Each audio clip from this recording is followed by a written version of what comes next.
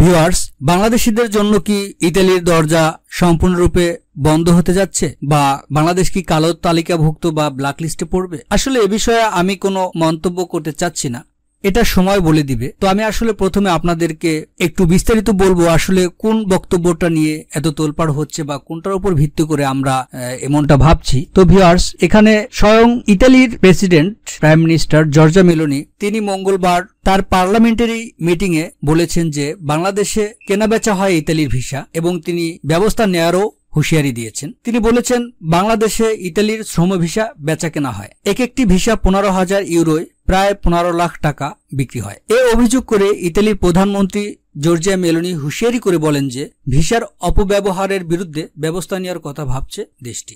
কথাটি তিনি ইতালির মন্ত্রিসভায় মঙ্গলবার বৈঠকে ভিডিও বার্তায় বলেন। তো প্রধানমন্ত্রী জর্জিয়া মেলোনি জানান যে ইউরোপীয় ইউনিয়নের বাইরে থেকে ইতালিতে আসা কর্মীদের সবচেয়ে বড় অংশ বাংলাদেশি, তারা ভিসা দুর্নীতির সঙ্গে জড়িত এবং তিনি বলেন অভিবাসন ইস্যুতে কঠোর অবস্থানে আছে সরকার এবং এ পরিপ্রেক্ষিতে ব্যবস্থা গ্রহণের কথাও তিনি বলেছেন। তিনি জানিয়েছেন যে পাশাপাশি ক্রমবর্ধমান শ্রমঘাটতি পূরণের অংশ হিসেবেও নানা ব্যবস্থা গ্রহণ করা হয়েছে এবং এ ব্যাপারে 13 থেকে 15 জুন G7 এর সম্মেলনে তারা একটা উদ্যোগ নেবেন। মূলত 2023 থেকে 25 সময়কালের জন্য ইউরোপীয় ইউনিয়নের বাইরের নাগরিকদের শ্রম ভিসার কোটা 4,52,000 করা হয়। অপরদিকে চলতি বছর পর্যন্ত সমুদ্রপথে প্রায় 21,574 জন অভিবাসন প্রত্যাশী ইতালিতে পৌঁছেছেন এবং বলেন যে এদিকে ভিসা পেতে বাংলাদেশিরা নানা ধরনের জালিয়াতি করছে বলেও অভিযোগ রয়েছে, এজন্য বাংলাদেশিদের ভিসা পেতেও দেরি হচ্ছে। এবং এ সংক্রান্ত একটি নোটিশ কিন্তু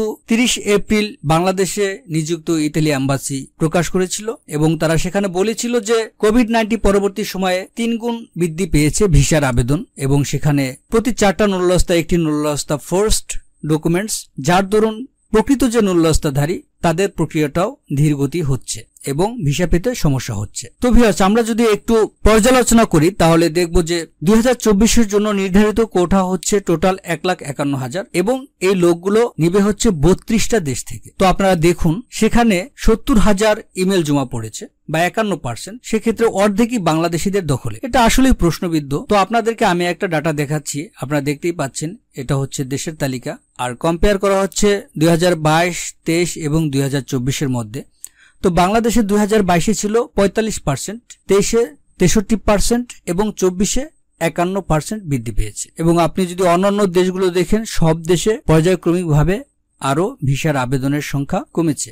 এখানে ইন্ডিয়া এবং তিউনিসিয়ার জন্য আলাদা কোটা তারা বরাদ্দ করেছে, তারপরেও তাদের ভিসার আবেদন আরো কম পড়েছে। আর এটার কারণ হচ্ছে যে বাংলাদেশিরা যেতে অনেক বেশি আগ্রহী এবং তারা যত টাকা লাগুক দিতে আগ্রহী, যার দরুন যারা দালাল আছেন তারাও অনেক বেশি টাকা দিয়ে নুল্লস্তা ইস্যু করাইছে এবং তারা আগে জমা দিয়েছে এবং যেহেতু অনেক বেশি টাকা তারা অফার করেছে বা দিয়েছে এই জন্য তাদের কাজগুলো আগে করা হয়েছে, যার দরুন বাংলাদেশের নুল্লস্তা অনেক বেশি ইস্যু হয়েছে। তারপর আপনারা যদি বিবেচনা করেন বা যদি 32টা দেশের সাথে আপনি একটু ভাগ করেন তাহলে সমান ভাগে ভাগ করলে আমরা 4,718টি কোটা বরাদ্দ পাই আর সেখানে 51% মানে 50%-এর বেশি বাকি 31টা দেশের তুলনায়। এটা আসলে অনেক বেশি অসঙ্গতি।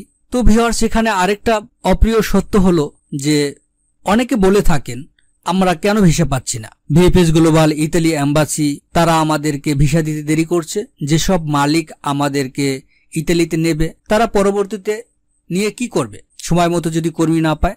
একথার সাথে আমি 100% একমত যে যদি সময় মতো তারা কর্মী না পায় তাহলে পরবর্তীতে নিয়ে কি করবে, এজন্য তারা ভিসা দিচ্ছে না। আচ্ছা আপনি বলুন তো বাংলাদেশ থেকে ফ্লুশিতে ইতালিতে যে কয়জন ঠিক ওই মালিকের কাজ করে, এবং সেই ডাটাটাও তারা দিয়েছে অনলি 2.80%, আর বাকি 98.20% লোক হচ্ছে তারা প্রকৃত মালিকের কাজ করে না, তারা অন্য কোনো কাজ করে বা হয়তো বা ইউরোপের অন্য কোনো দেশে চলে যায়। তো এই ডাটা কি তাদের কাছে নাই বলেন?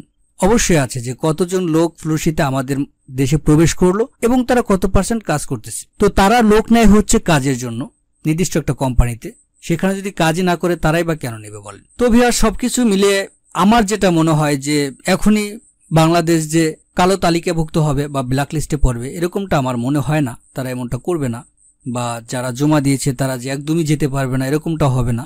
তবে এটা হবে যে সেনজেনভুক্ত এলাকায় প্রবেশের জন্য বা তাদের নিয়মটা এত বেশি কড়াকড়ি করবে যেটা পূরণ করা সম্ভব হবে না।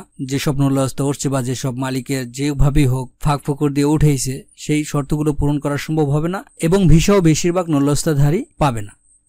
তো ভিউয়ার যাই হোক, আমি একটা কথাই বলবো যে আপনারা এটা মনে করবেন না যে নল্লাস্তা পেলাম আর ভিসা পেয়ে গেলাম, এটা আপনারা কখনোই মনে করবেন না। তো আপনারা যেটা করবেন, আপনারা আপনাদের কাজ চালিয়ে যাবেন এবং এই ইতালির এই বিষয়টাকে অপশনাল হিসেবে রাখবেন, যদি হয় আপনারা চলে যাবেন। এছাড়া অন্য কোনো পথ আমি দেখছি না। আর আপনারা অবশ্যই টাকা লেনদেনের ক্ষেত্রে অনেক বেশি সতর্ক হবেন। এত বেশি পাগল হওয়ার দরকার নেই যে দালাল চাইলো 8 লাখ 10 লাখ দিয়ে দিলাম, আসলে এটা করবেন না, তাহলে আপনারা জিম্মি হয়ে যাবেন। তো ভিউয়ার্স, এই ছিল আজকের আলোচনা। ধন্যবাদ সবাইকে, ভালো থাকবেন।